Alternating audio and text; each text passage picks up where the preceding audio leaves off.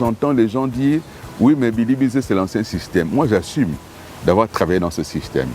J'assume que le PDG n'a pas fait que des mauvaises choses. Il y a eu de bonnes choses qui ont été faites, les premières infrastructures, l'unité nationale, un certain nombre d'éléments ont été conçus sous le PDG, je l'assume, même si je l'ai combattu à l'époque. Tout comme j'assume d'avoir accompagné Ali, qui n'a pas fait que de mauvaises choses.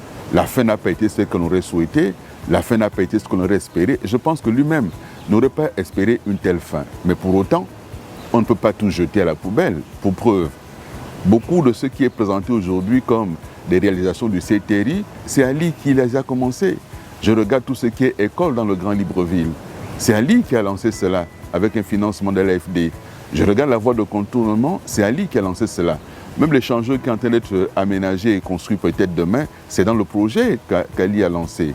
La baie des Rois, c'est Ali qui a lancé la baie des Rois.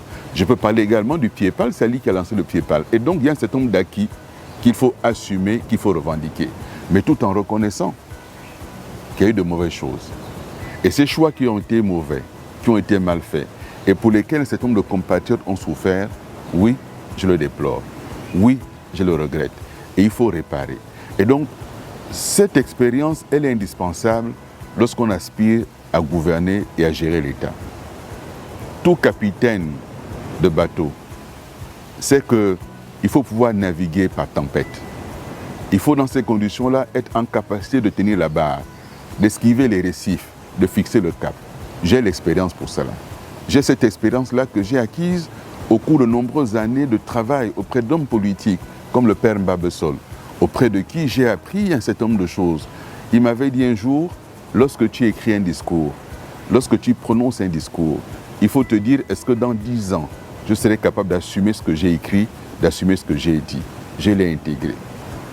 Omar Bongo, que je n'ai pas très bien connu, j'ai été son ministre délégué pendant 2 ans, mais ce que je sais, c'est que c'était un homme extrêmement patient, qui essayait de se donner la capacité de connaître chacun, de connaître le Gabon. Il était capable de reconnaître un chef de canton, donc c'est important. Moi, j'ai fait le Gabon 7 fois. J'ai parcouru le Gabon. Je connais mon pays, je connais mon territoire, je connais ce territoire, je connais les Gabonaises et les Gabonais. Je sais ce qu'ils attendent de leurs dirigeants. L'honnêteté, la probité. Mais ils attendent aussi que le dirigeant mette en place une transparence, une vraie démocratie, le respect de l'état de droit. Ils attendent aussi que le dirigeant, tel que je le propose, mette en place une société de confiance. C'est quoi une société de confiance? C'est une société au sein de laquelle ce que l'État a dit qu'il ferait, il le fait.